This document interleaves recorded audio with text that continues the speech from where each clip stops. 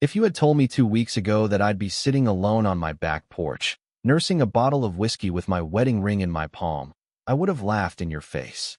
Not because things were perfect, they hadn't been for a while, but because I never thought she'd go that far. I thought we were just drifting, not drowning. It started like any other Friday morning. Emma was buzzing around the house, suitcase half zipped on the bed, humming that annoying tune she always hummed when she was excited. I was sitting on the edge of the mattress, watching her tuck away swimsuits, sunscreen, and her favorite paperback novels into that faded pink luggage set she'd had since college. "Girls' trip," she said, smiling as she zipped the suitcase closed. Maddie rented a beach house just outside Destin. Sun, sand, and way too many frozen margaritas. "You'll survive a weekend without me, right?" I nodded, managing a half-hearted grin. "Barely." She leaned down and kissed my forehead. "You're sweet. Don't forget to water the plants." The lie was so casual, so rehearsed, I didn't suspect a thing. She left before noon, waving from the back of Maddie's black SUV as it rolled down the street. I stood in the driveway, arms crossed, a strange hollowness already blooming in my chest. I chalked it up to missing her. But now I know better. The first 2 days were uneventful. I cleaned out the garage, caught up on emails, and finally installed the ceiling fan in the guest room. I even texted Emma a couple of times, small things. "Hope you're having fun, or don't get sunburned." She replied with beach selfies, laughter, and cocktails. Always with the same background: ocean waves, tanned friends, pastel skies. All smiles. But on the third day, it all fell apart. It was Maddie who broke the illusion. Or rather, her Instagram did. I wasn't even snooping. I was bored, flipping through stories on my lunch break, when I saw a photo tagged with Maddie's location: Atlanta, Georgia, not Florida. It was a rooftop bar, tall city buildings rising in the background, not a palm tree in sight. And there she was, Emma, in the far left corner of the frame, partially hidden behind a menu, laughing at something. Her hair tied up in that loose bun she always wore when she didn't want to be noticed. But I knew her. I'd know that laugh anywhere. I tapped through the story again, slower this time, pausing at each frame. The pieces began to shift. The captions didn't mention the beach house at all. Instead, they tagged places like Buckhead and Midtown. High-end restaurants, late-night cocktail lounges. There was no sign of Maddie's usual beach crew. No Jess, no Ally. None of the friends Emma said she'd be with. I felt my stomach twist. It took one message. One direct message to Maddie, playing dumb. "Looks like a fun trip. Thought you guys were going to Destin?" No reply. I stared at the screen for what felt like hours. Then I did something I hadn't done in months. I opened Emma's laptop. It was still logged into her email. The confirmation emails were all there: flights booked to Atlanta, a reservation for 2 at a boutique hotel downtown, a couple's massage scheduled for Saturday afternoon. I remember just staring at the screen, reading the words over and over like they might somehow rearrange themselves into something innocent. But they didn't. They just sat there, plain and undeniable. I scrolled further. The hotel was for 2 guests. The spa confirmed a deep tissue massage for couples, scheduled under her name and his. Michael Sinclair. A name I didn't recognize. I leaned back in the chair, numb.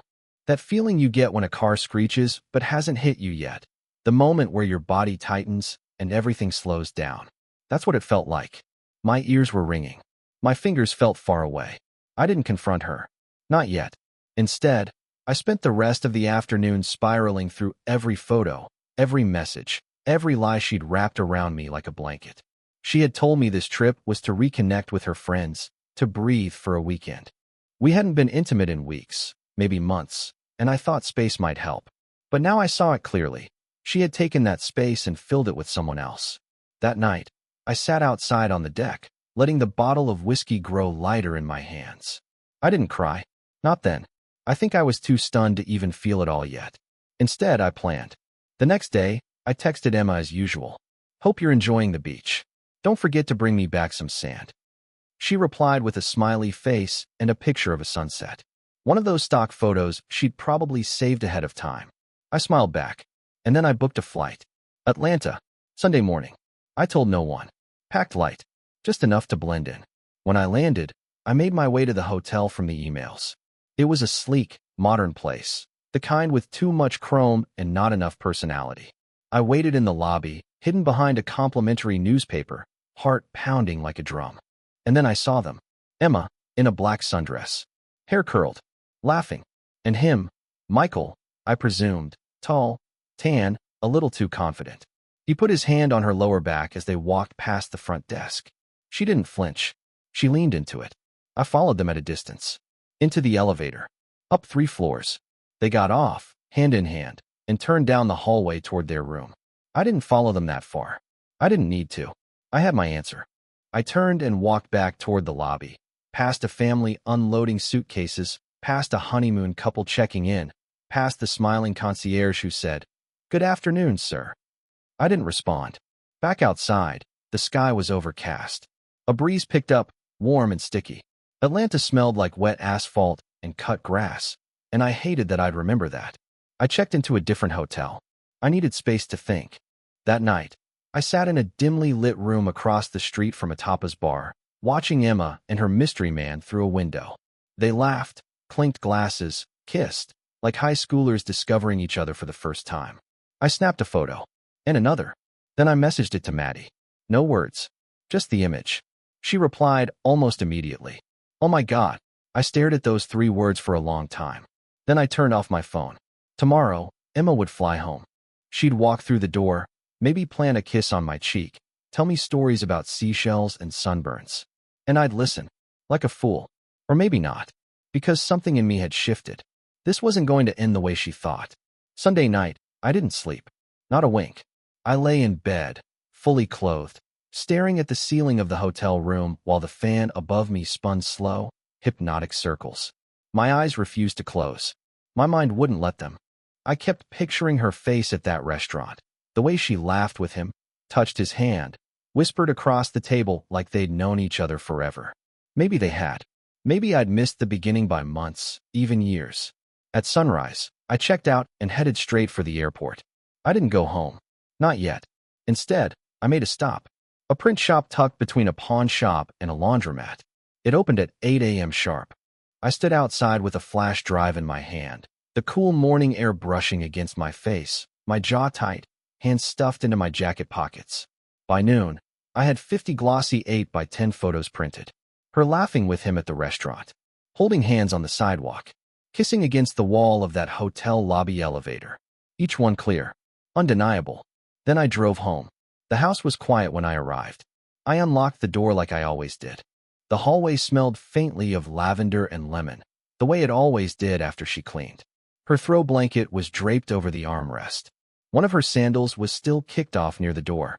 Our house didn't look any different. But I did. I dropped the photos on the dining room table and went straight to the bedroom. Her suitcase was already there, half open, as if she hadn't even tried to hide the lie. I scanned it out of instinct. A few swimsuits, sure, but also a cocktail dress with a price tag still attached. A cufflink tucked into the corner, one I'd never seen before. She hadn't even tried. It was early evening when she finally walked through the door. I heard her keys jingle, the thud of her bag hitting the floor, and then her voice, casual and breezy. Hey babe, I'm back. You won't believe what happened at the beach. She stopped mid-sentence when she saw me standing at the kitchen counter, arms folded. The silence that followed was dense, almost suffocating. I watched the color drain from her face. She forced a smile. What's wrong? I didn't say anything. I just tilted my head toward the table. She followed my gaze. When she saw the photos, all of them splayed out like a crime scene. She didn't gasp, didn't scream, didn't deny it. She just stared. For a moment, I thought maybe she'd faint. Her hands trembled slightly as she reached for one of the photos, the one where she's kissing him outside the restaurant. I watched her fingers brush the edge like she didn't recognize herself. You followed me? It was the only thing she said. Not I'm sorry. Not I can explain. Just that. You lied. I replied, my voice low. You said you were at the beach with Maddie. You sent photos. Fake ones. She swallowed hard. I didn't think you'd check. You didn't think I'd care? That one hit her. She blinked rapidly, lips parting like she wanted to speak, but didn't know where to begin. And suddenly, I was tired. Tired of the silence. Tired of the pretending. Tired of holding it all in. So I walked past her, slow and deliberate, into the living room. She followed me like a shadow, still clutching the photograph. Who is he? I asked. His name is Michael. Are you in love with him? I don't know. Are you sleeping with him? She hesitated. A fraction of a second. But that's all it took. Yes. There it was. The sound wasn't as sharp as I imagined. More like a dull thud to the chest.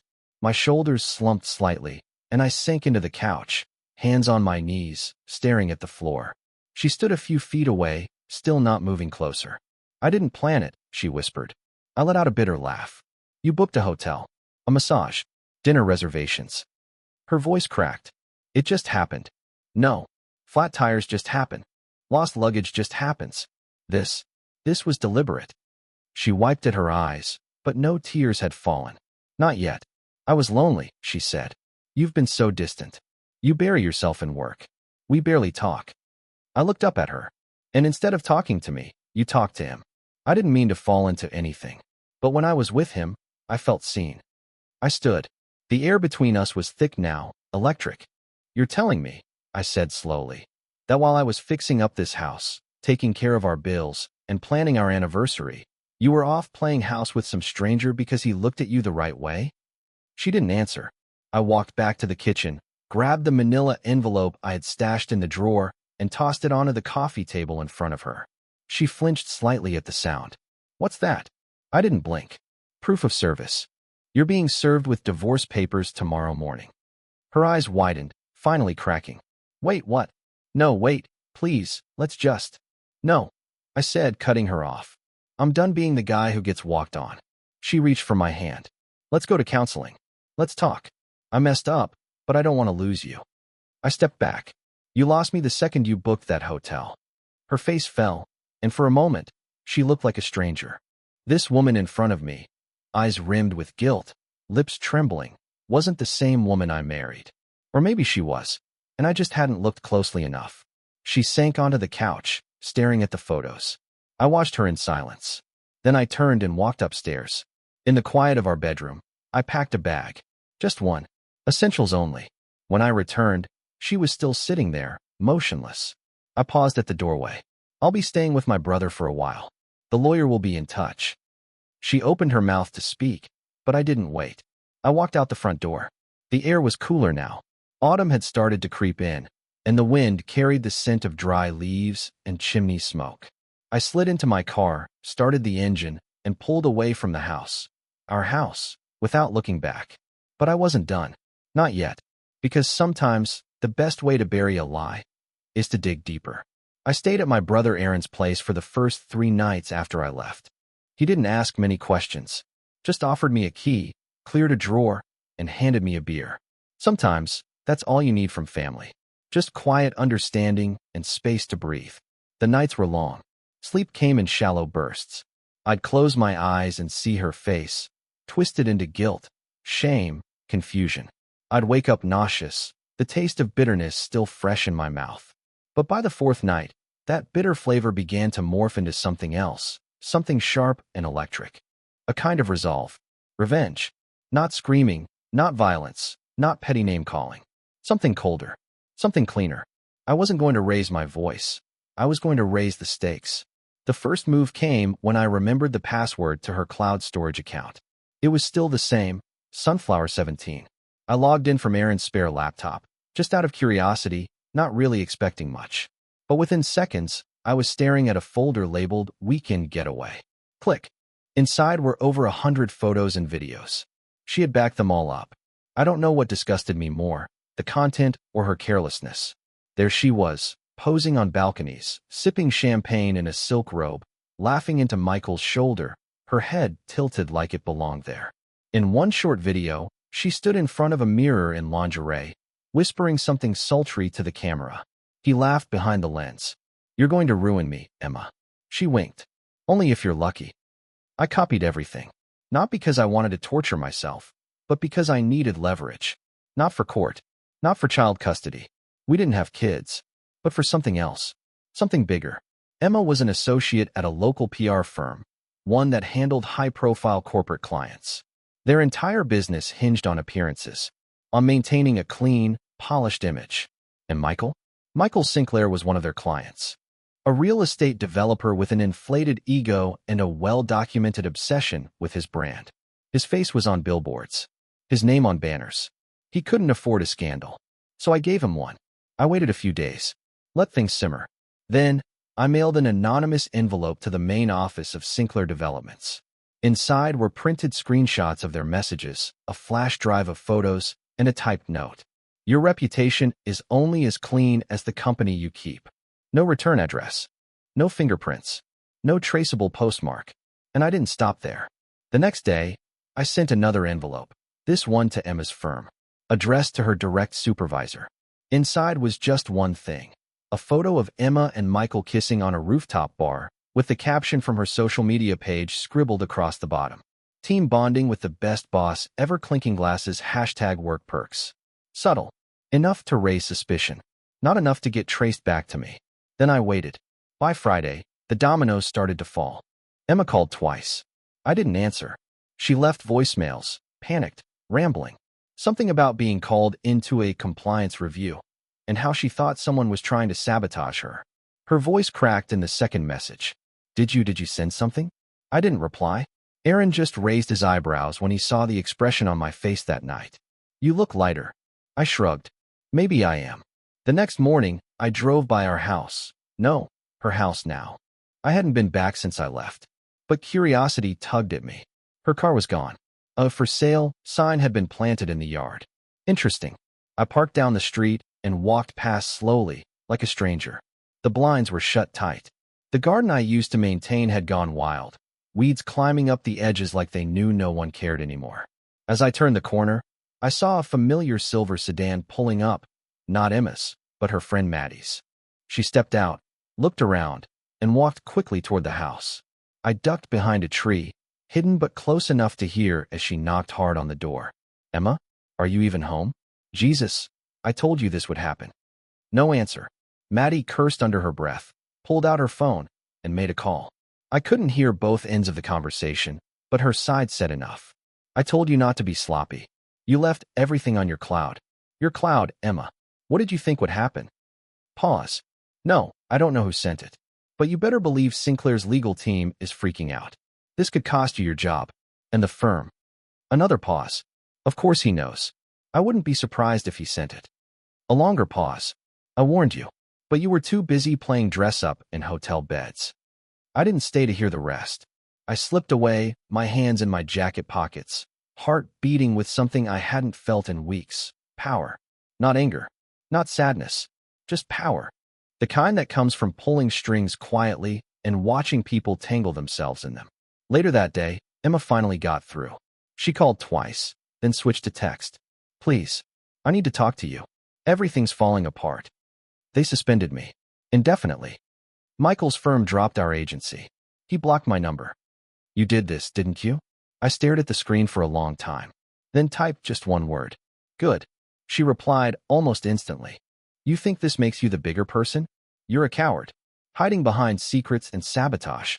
At least I was honest in the end. I didn't bother responding. Instead, I pulled up the storage locker confirmation I'd received earlier that week. A small unit I'd rented on the outskirts of town. I was already moving my things there. I wasn't going back to our house. I wasn't going back to her. But I had every intention of rebuilding. Just not quietly. The next phase was about rebirth. About creating something new. A life without Emma. Without the lies. Without the weight of pretending. But first, I needed one final piece. Closure. I knew exactly where to get it. I didn't respond to Emma's messages after that. Not even when she sent a blurry photo of the empty living room. The same room where we used to sit cross-legged on the floor, eating pizza out of the box, making plans that now felt like stories from another life. She'd written only 3 words. Are you happy? That night, I opened a new browser tab and booked a one-way ticket to Maui.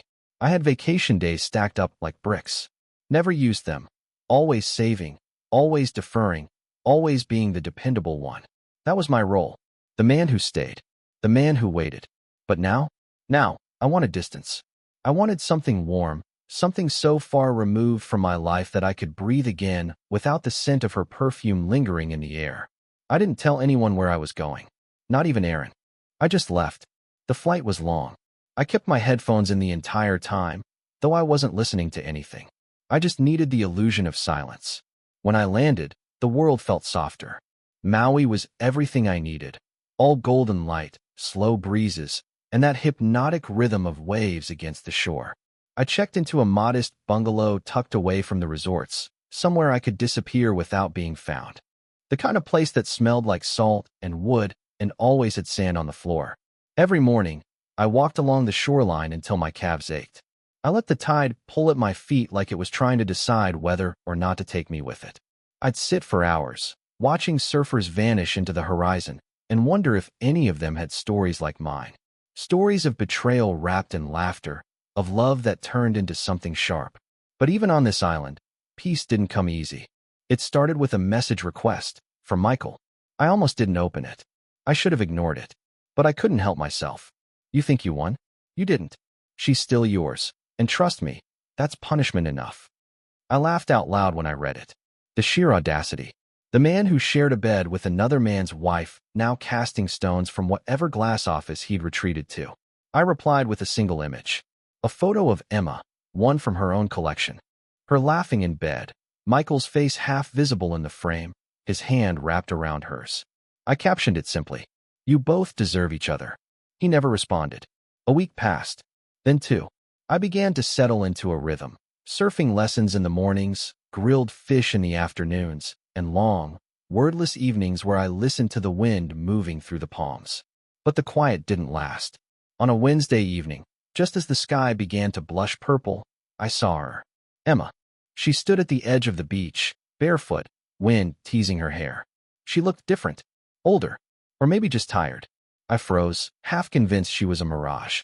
But then she saw me, and her eyes softened, mouth parting like she'd rehearsed 1,000 things and forgot every one of them at once. I had to find you, she said, stepping closer. I didn't move. How did you know I was here? I called Aaron, she admitted. Eventually, he cracked. I made a mental note to strangle him later. I'm not here to beg, she said. I needed to see you. I turned back to the ocean. Why? Because everything's gone, she said, her voice barely audible. The job, Michael, my reputation. I lost everything, and I still kept thinking about you. I didn't look at her. You're confusing guilt with affection. No, she said quickly. No, this isn't guilt. I know I messed up. I broke something sacred. But I loved you. You loved me enough to lie to my face. She flinched, eyes brimming with regret. I wasn't thinking straight. I was selfish. I was broken. No, I said, finally meeting her gaze. You weren't broken. You were bored. And you made a choice. She didn't argue. We stood there in silence, waves creeping up and retreating, like the sea itself couldn't decide whether to drown our words or carry them away. I've changed, she whispered. I'm not the same person. Neither am I. She took a shaky breath. Then maybe we can start again. I didn't speak. I didn't need to. I just turned around and walked away. Back to the bungalow. Back to my world without her in it. She didn't follow. That night, I didn't cry. I didn't feel hollow. I felt clear. The next morning, I opened my laptop. In my inbox was a message from my lawyer. The divorce was finalized. Just like that, it was over. 5 years, boiled down to a digital document and a PDF signature. I sat on the porch with a coffee in hand, watching the sunrise turn the ocean gold, and I felt a flicker of something I hadn't felt in a long time. Hope. But just as I leaned back, soaking in that rare moment of calm, my phone buzzed. It was a number I didn't recognize. A voicemail, transcribed on the lock screen. Mr. Hayes, this is Detective Farrow with the Maui Police Department. I need to speak with you regarding an incident involving your ex-wife, Emma Hayes. Please call me back at your earliest convenience. My fingers froze midair. The sunlight suddenly felt too bright. The coffee too bitter. The air too heavy. What had she done? Or worse, what had been done to her? I hit redial. Detective Farrow answered on the second ring. His voice was calm, professional, but undercut with something harder. Urgency, maybe. Mr. Hayes, thank you for getting back to me. What's going on? I asked, my voice low. I understand this might be difficult, but I need you to come down to the station. It's regarding Emma Hayes. She was found this morning near Kapalua Bay. Unconscious. Signs of possible overdose. The words echoed for a moment. She's alive? Yes. Stable for now. But there are some inconsistencies in her story, and we'd appreciate your perspective. I was already standing, keys in hand. I'll be there in 20. The station was small, quiet, smelling faintly of salt and old paper. I sat across from Detective Farrow in a beige-walled room that could have been a dentist's office if not for the two-way mirror and the metal-framed chairs.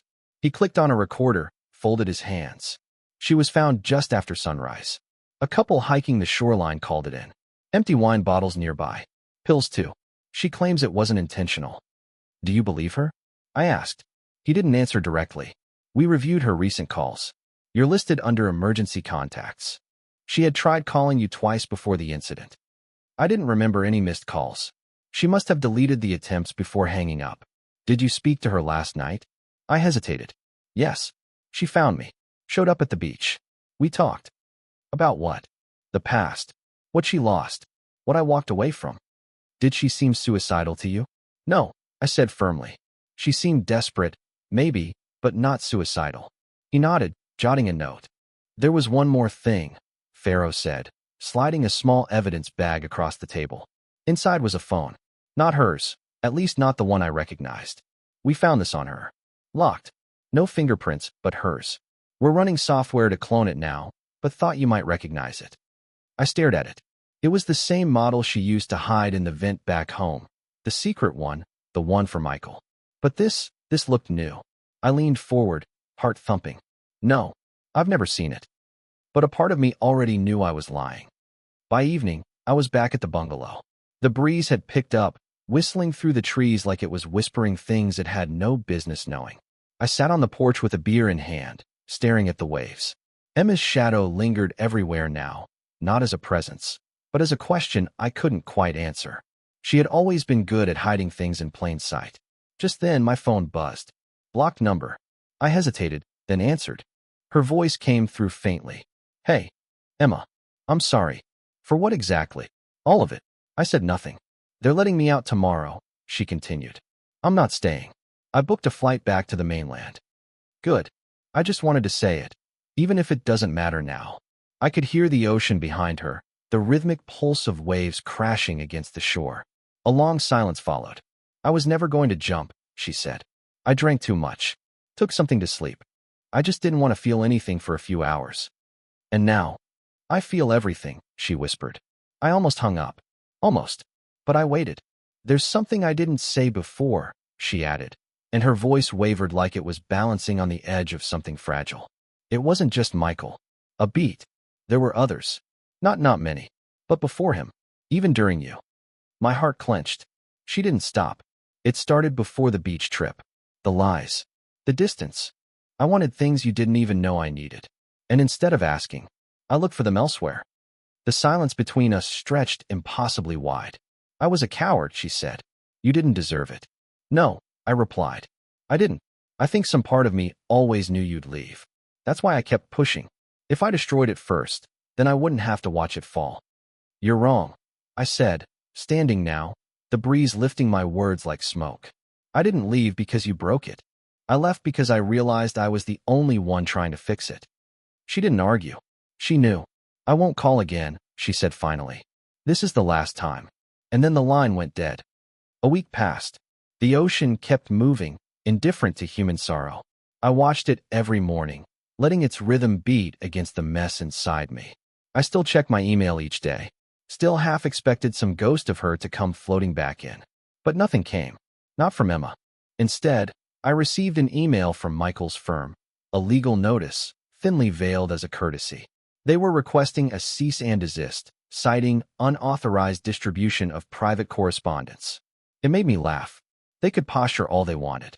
In the court of public perception, the verdict had already been delivered, and I didn't care anymore. Not about lawsuits. Not about scandals. Not about the weight of her name. I had burned it all down. And from those ashes, something new had grown. It was on the 50th morning since I'd left home that I finally stepped into the ocean. Up to that point, I'd only watched, observed, feet dry, eyes wet. But that day, I walked straight in. The water was cold at first, a shock against my skin. But then it warmed, wrapped around me like it recognized me. I dove under, let the salt sting my eyes, and came up gasping, not from pain, but from release. I floated there, staring at the endless sky, letting it all go. The lies. The betrayal. The memory of her.